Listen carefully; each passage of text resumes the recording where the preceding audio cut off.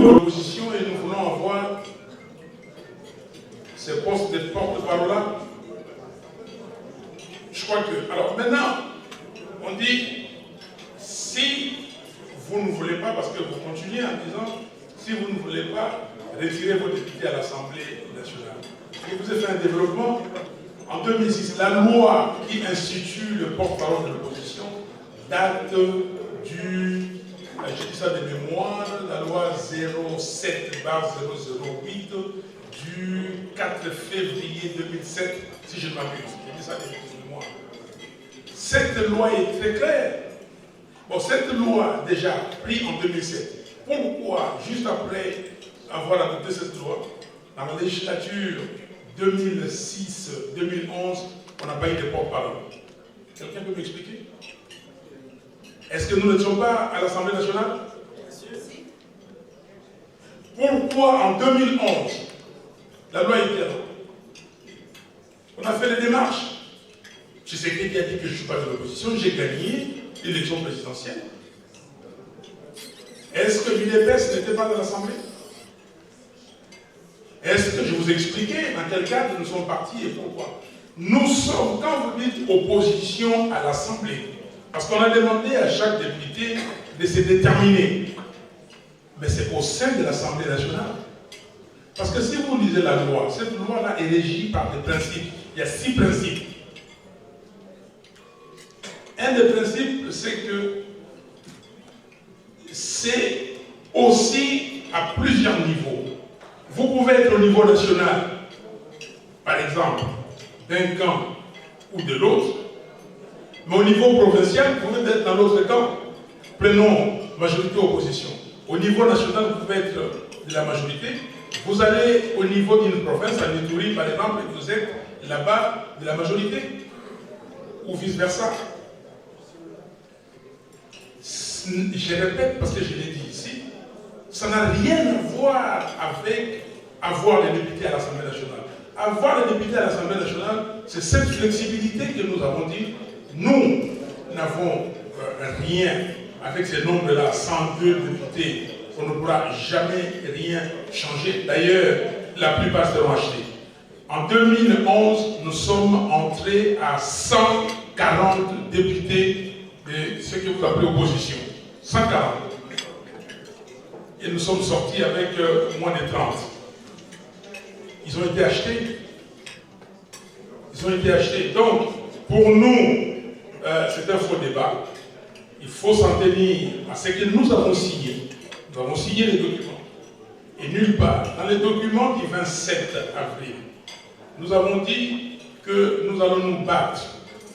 Et notre action est centrée sur 4 objectifs. Le premier, c'est que nous allons défendre la Constitution et essentiellement dans ces articles intangibles, non révisables. Deuxièmement, nous allons mobiliser la population pour que triomphe la vérité des choix des électeurs, entendu la vérité des gens. Troisièmement,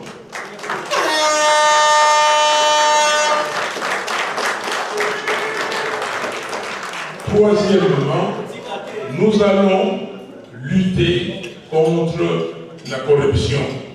Vous voyez l'affaire des 15 000.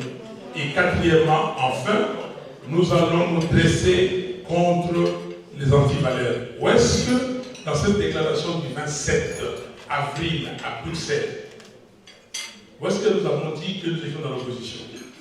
Ou est-ce que dans la déclaration du 30 septembre,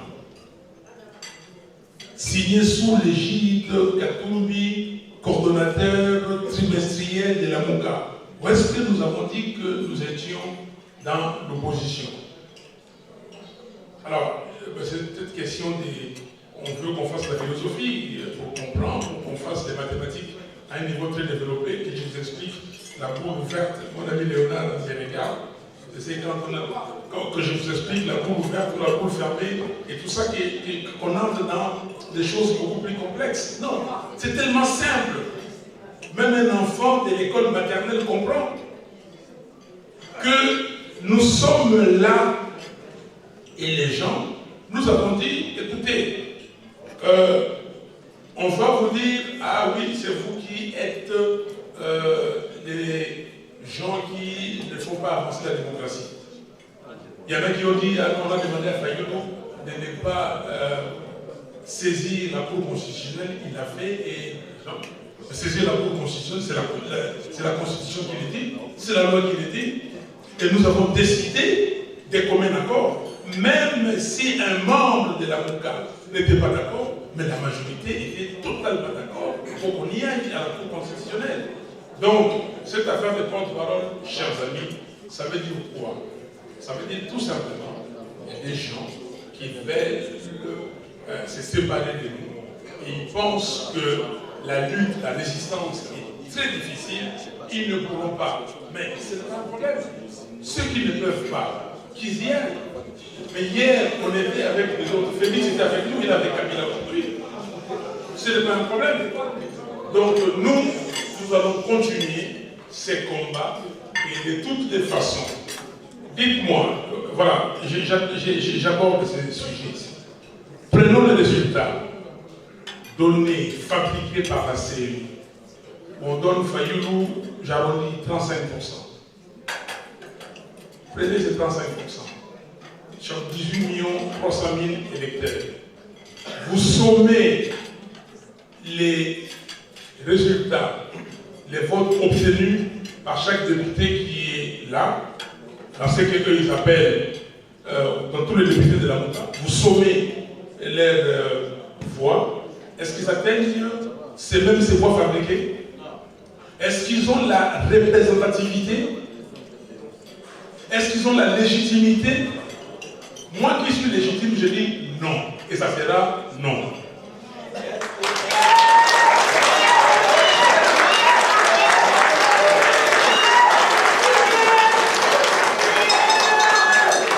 Une question sur le sort des élections locales. Très bonne question.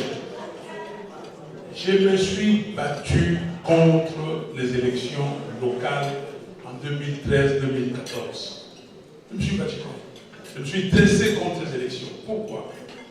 Et Kabila, parce que vous ne savez pas tout ça, il faut que j'écrive un bouquin où je relate tout ça pour que vous puissiez comprendre certaines choses. Et d'ailleurs, à la fin de cette tournée, je vais publier un document où il y aura tout ce que je suis en train de dire ici pour que les gens comprennent davantage. Des fois, on n'a pas le temps de tout expliquer. Kabila, quand il n'a pas pu modifier la Constitution, et il s'est lancé droit vers les élections locales. Parce que Kabila, dans sa tête, il faut comprendre, il est structuré mentalement pour déstabiliser les Congo, je vous ai dit. Il est structuré, il est là, sa mission, d'où il est venu au Congo pour déstabiliser les Congos. Alors, maintenant, et même les 26 provinces. Les 26 provinces, effectivement, les gens, quand les sénateurs de la transition sont partis dans les provinces, dans les différentes provinces, ou dans les différents districts, pour poser des questions, on a noté ça. On a dit, oui, il y a des gens qui disent qu'il faut le 26 provinces, mais c'est le Parlement élu qui devait s'en charger, parce qu'il fallait beaucoup plus de discussions. M. Kabila a balancé ça vite dans la Constitution, et c'est passé au référendum du 5 décembre 2005. Et là, ça pose quelques soucis aujourd'hui. Donc, M. Kabila a voulu des élections locales parce qu'il sait que les élections locales Ce sont les élections des familles. Ce sont les élections des familles. Parce que quand vous allez dans votre village, vous avez Mwana Mama Kulutu, Mwana Mama Leji. Vous avez Mwana Tata Kulutu, Mwana Tata Leji, Mwana Yakoye. Maintenant, il n'y a pas de travail, il n'y a pas d'emploi au Congo. Et les gens prennent la politique comme gagne-pain. C'est le travail qui paye. C'est comme ça que vous voyez tout le monde en train de parler, même des gens qui ne sont pas capables de faire la politique, parce que tout le monde ne peut pas faire tout. Moi, je ne suis pas ingénieur, je ne peux pas aujourd'hui aller commencer à avoir l'électricité. Comment? Non, ce n'est pas mon domaine. Je ne peux pas construire un pont, je n'ai pas fait un pont et chaussée. Donc, les élections, il a voulu amener ça à ces niveaux pour diviser les Congolais. Et donc, comme vous n'aurez pas des élections transparentes, vous n'aurez pas d'élections crédibles, donc les résultats ne vont pas donner, ne seront pas apaisés. Et là, Kabila a imaginé ça pour qu'il y ait des troubles dans nos villages, dans nos collectivités, dans nos secteurs, et après, il va sortir pour dire que non, les Congolais ne sont pas mûrs pour la démocratie, ils ne sont pas prêts, donc je les prends la main et je décide autre chose. Et c'est comme ça que je me suis dressé contre cette affaire. Et de toutes les façons, vu le montant, ça devait coûter plus de 350 millions de dollars par an pour soutenir ces, ces nouveaux élus. Mais pour quel résultat? Pour quel, vous allez me dire, mais non, mais c'est à ce niveau-là. Oui, c'est à ce niveau-là. Mais nous avons déjà les députés provinciaux. Dites-moi, qu'est-ce que les députés provinciaux font aujourd'hui? Quelqu'un peut me dire, est-ce que vous êtes content de ce que les députés provinciaux font? Mike Mukebai, qui m'a remplacé, c'est-à-dire qu'il a été élu à l'Assemblée provinciale de Kinshasa, il devait être le porte-parole, parce que depuis que je suis parti de cette assemblée, personne ne parle. Ils ont dit que non, on ne veut pas avoir un deuxième Fayulu ici, et il faut les déranger. Aujourd'hui, il est en prison. Qu'est-ce que les députés provinciaux font? Aujourd'hui, ils sont devenus des amis des gouverneurs. Les gouverneurs et les présidents des assemblées provinciales sont devenus des amis, et c'est l'argent. Chacun va là-bas pour l'argent. Or, si on expérimentait cette affaire d'assemblée provinciale et qu'on allait le résultat, et aujourd'hui, si vous êtes, par exemple, à l'Assemblée provinciale de Kinshasa, mais vous avez un pouvoir. Kinshasa, c'est une ville sinistrée. Est-ce que vous avez vu ce qui se passe à Kinshasa? L'Assemblée provinciale qui est passée là, a plus de 12 ans d'existence. Qu'est-ce que cette Assemblée a réalisé? Qu'est-ce que le gouvernement provincial a réalisé? Mais si vous évaluez combien ça a coûté au trésor public, combien ça a coûté au trésor public, j'ai vu une vidéo qui circule d'ailleurs. J'ai vu Patricia Félé qui me disait, parce que les gens me posent des questions, mais cette vidéo, on vous a invectivé à Strasbourg. Non, cette vidéo date d'avril 2011. Et cette dame, Félé, qui est devenue d'ailleurs juste après membre du parti, me disait, M. Fayulu, qu'est-ce que vous faites avec l'argent que vous gagnez en tant que député? Vous gagnez beaucoup d'argent, mais qu'est-ce que vous faites? Mais prenez les 26 assemblées provinciales. Prenez les émoluments, les indemnités des députés provinciaux. Ils ont fait 12-13 ans. Combien de millions? Regardez les résultats qu'ils ont produits par rapport à cet argent. Si cet argent, on avait pris ça, mettre de côté pour construire les routes, on aurait construit combien de kilomètres de routes? Si maintenant, ces députés provinciaux C'était organisé pour ne pas permettre au gouverneur de voler. Je pèse mes mots. Ok? Et de voler pour leur donner un peu de miettes. Donc, on aurait pu avoir, oui, ils sont payés, leurs indemnités correctes, mais l'argent qui était volé de l'autre côté, ils font tout pour que ça ne soit pas volé et qu'on fasse des routes, qu'on fasse des écoles, qu'on fasse des dispensaires, des hôpitaux, ainsi de suite. Donc, cette affaire d'élection locale, nous en avons besoin. Mais terminons d'abord le processus au niveau des élections législatives nationales, provinciales, pour que les députés provinciaux fassent réellement leur travail, qu'ils contrôlent les gouverneurs et qu'ils produisent un travail efficace. Et ça sera un exemple pour les autres qui vont venir et on va aller de l'avant. Madame, pourquoi vous restez en lien avec Jean-Pierre Bemba et Moïse Katumbi? Ils vous tirent vers les bas. Madame, moi, personne ne peut me tirer vers le bas. Personne.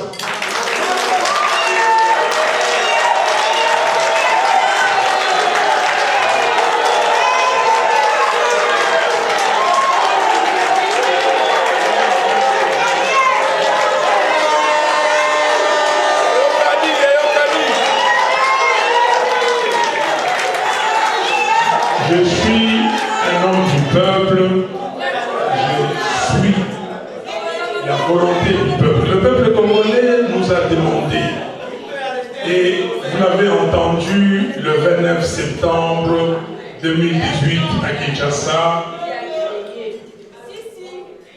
le 29 septembre à Kinshasa, à l'esplanade des Martyrs, c'est-à-dire en face du stade des Martyrs, le peuple nous a dit: ne nous trahissez pas. Mettez-vous ensemble. Mettez-vous ensemble et nous avons écouté le peuple. Quand on parle de Fayulu à 62,11%, ce n'est pas Fayulu, c'est le peuple. C'est le peuple parce que le peuple a vu que nous avons obéi à son mot d'ordre. On a eu un candidat commun et le peuple a suivi. Maintenant, moi, je continue avec ce peuple-là. Je vous ai dit que la Mouka n'est pas Martin Fayulu. La Mouka n'est pas Jean-Pierre Bemba. La Mouka, ce n'est pas Adolphe Muzito. Ce n'est pas Moïse Katumbi. Mais il y en a qui sont partis. Matumbu est parti. Est-ce que la Mouka est mort? Non. La Mouka, c'est l'esprit du peuple.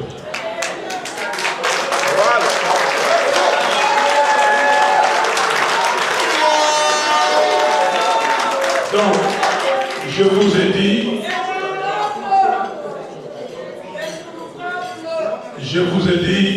je vois, Serge, tu étais là depuis?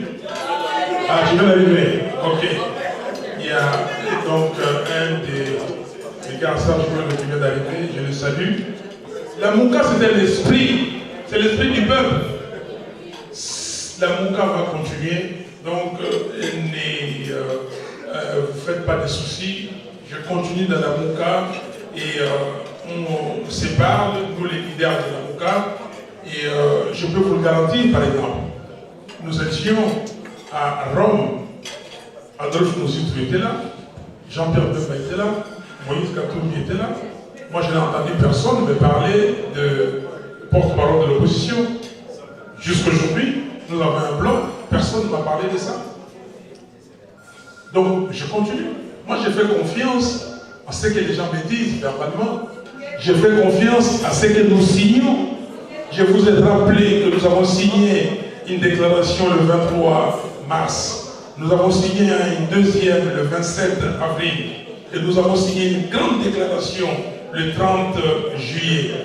Et donc, je m'en tiens à ça. Je ne m'en tiens pas à autre chose. Autre question. Et madame, vous avez parlé des jumelles. Les jumelles, vraiment que Dieu les garde, que Dieu les fortifie. Je prie pour elles.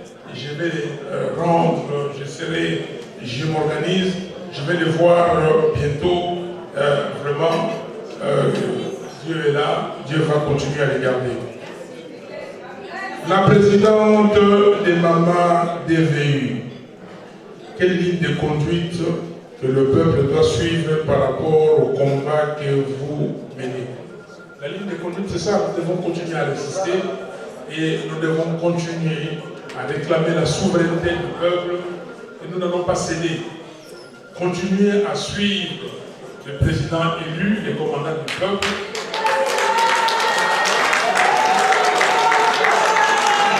Et nous allons triompher. Madame, les opérations conjointes avec les états-majors des 4 autres pays, donc des pays voisins. Je crois qu'on parle du Burundi, on parle de la Tanzanie, on parle du Rwanda et de l'Ouganda. Ça veut dire qu'il y a quelque chose qui ne marche pas dans la tête des gens. Quel est le rôle de la MONUSCO? La MONUSCO, mission des Nations Unies au Congo, c'est pour la stabilisation, c'est pour la paix. Maintenant, on laisse la MONUSCO, on va aller chez certains de ces pays dont les Congolais considèrent comme les agresseurs. Je crois qu'il y a un problème qui ne tourne pas rond. Et là, vous comprenez que Félix Tshisekedi est en train de terminer ce que Kabila avait commencé. Et ce que Kabila ne pouvait pas faire au grand jour, parce qu'il avait un problème qu'on dise qu'à non, voilà les Rwandais, ce qu'il est en train de faire.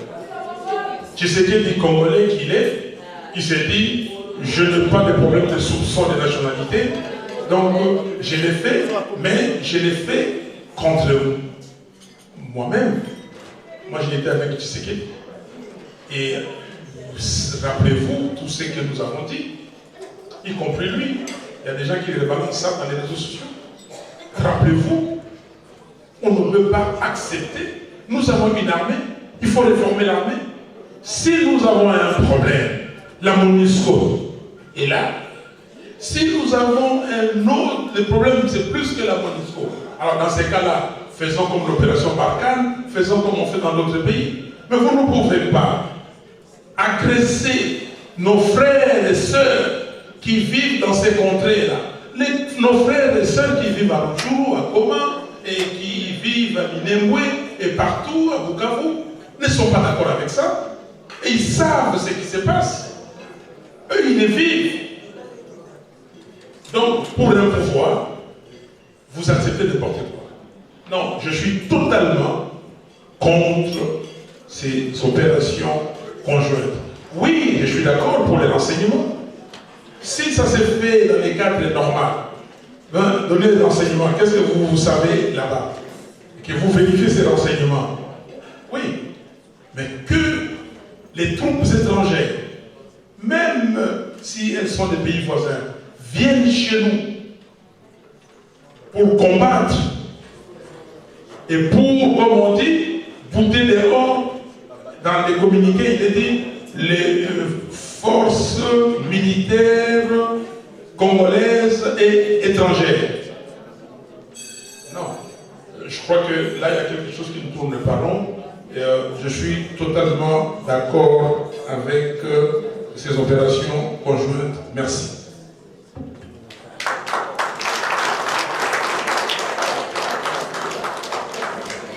Merci. Je vois le Premier ministre Mouzito qui demande la parole.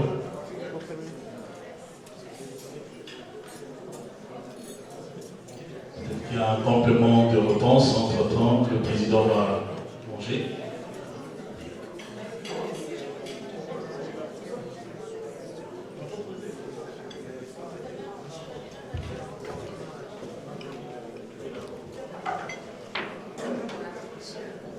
Vote la Nino.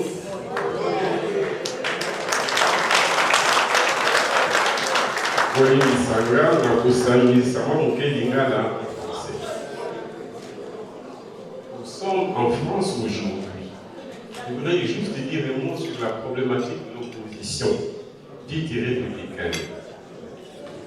Nous sommes en France aujourd'hui, une vieille démocratie. Opposition signifie quoi? Surtout opposition républicaine.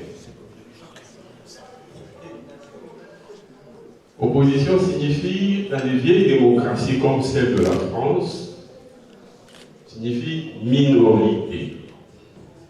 Est-ce que nous, là, quand on est minorité à la suite des élections? Non. Et qu'est-ce que les dirigeants de l'AMOCA ont dit? Et le président élu, Obeselena Nwamboto.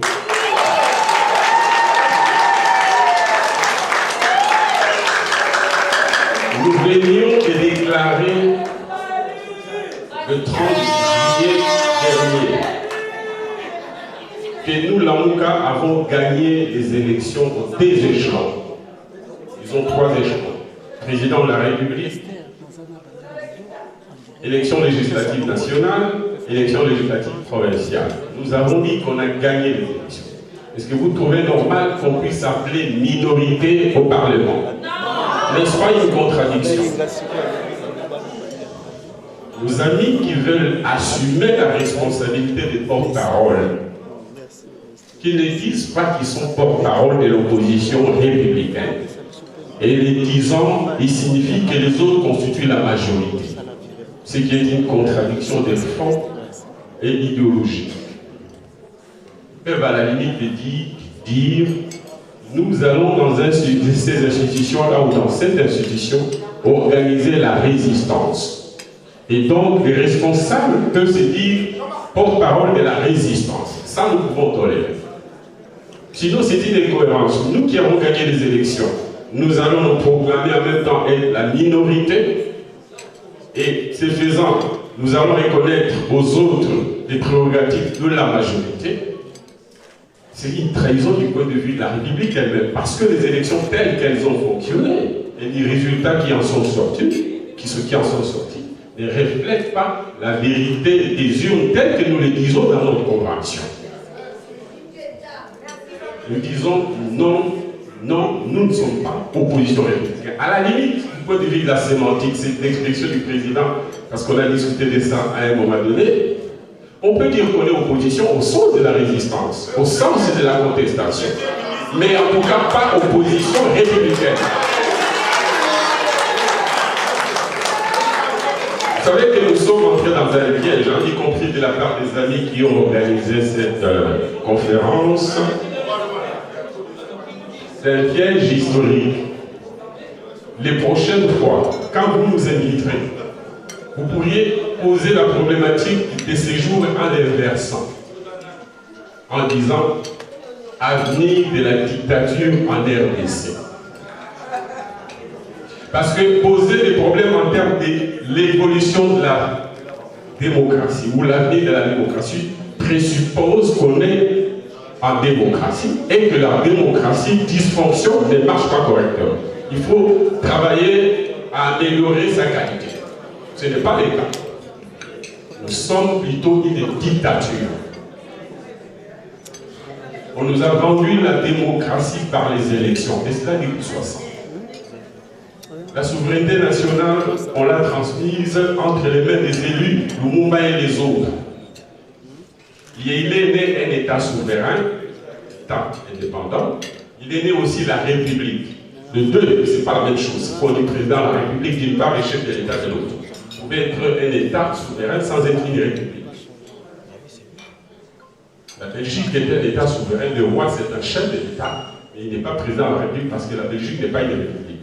Même si c'est un État démocratique, mais la représentation nationale du peuple est incarnée par le Parlement.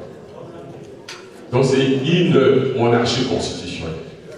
Nous, on est né, soi-disant, république, et c'est vrai, dans les limbes, un État souverain, mais cette république et cette souveraineté n'étaient que formelle. Et le combat, nous devons comprendre qu'il faut le commencer à la racine, dans la pensée des gens, et dans les concepts que nous utilisons. Chers amis, je souhaite que les prochaines fois, le président élu, que vous ne puissiez pas les piéger comme nous piège l'histoire, poser la problématique en termes d'évolution de la dictature en RDC. À partir de ce moment, nous comprendrons que ces élections que nous avons sur cette démocratie qu'on nous a vendue par les élections ne correspond pas à la vraie démocratie. Parce que le peuple, d'ailleurs, comme il l'a fait en décembre, le 31 décembre 2018, il s'est presque soulevé, plutôt dans les urnes. Et nous pensons que la vraie république, la vraie démocratie, il doit commencer par se soulever dans la rue. Parce que tant qu'il n'y aura pas de peuple souverain, il n'y aura pas de démocratie. On peut faire des milliers de fois les élections. La souveraineté du peuple, ça signifie la vérité, sa vérité dans les urnes. C'est alors qu'on peut commencer à parler de la démocratie et continuer à l'améliorer. Et puisque le président l'a dit, notre projet reste dans les postulats de ce qu'on est une république et une démocratie. Nous mettons à l'épreuve les camps adverses. Si il nous démontre et démontre au peuple qu'on n'est pas une démocratie, que plutôt on est une dictature, ils ne voudront donc pas les réformes, de ces réformes-là, et le peuple va se prendre en charge, va les prendre en charge. Donc je voudrais insister sur les concepts de l'opposition pour dire en république, n'est opposition républicaine que une force qui a eu la minorité face à une force qui a eu la majorité et que cette opposition républicaine reconnaît comme ayant gagné, ce qui n'est pas le cas chez nous. C'est important, si nos amis qui veulent jouer un rôle que nous souhaitons, celui du peuple, alors qu'il se présente plutôt comme porte-parole de la résistance. Parce que la résistance du peuple, on peut l'organiser partout, y compris dans les institutions. On peut l'organiser dans les syndicats, on peut l'organiser dans le village. Et donc...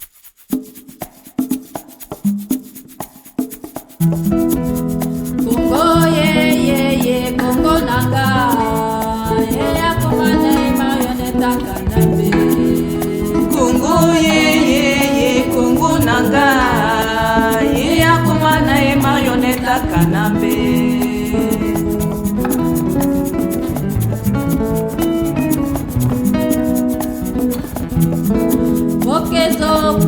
Bozotala basakana na mabelete batata bamama bana to telema tobunda bone kolo ya biso ekolo Kongo etonda na kita wanyama ele na ndenge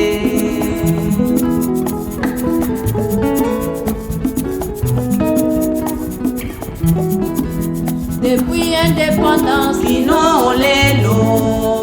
Et plein d'ignabois, soit conscience était. Na Congo, ba politique, malonga, bazala kate. Bango nyonso, lolenge moko. Awele laka, mabumu na bango. Babosani ete peka zo souffrir.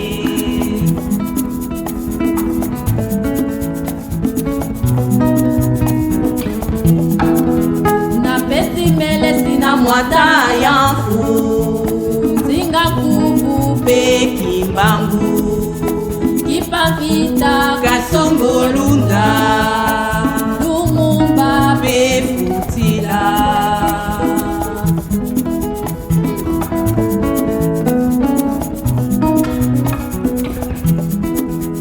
Congo Congo nanga akomana marionnette kanambe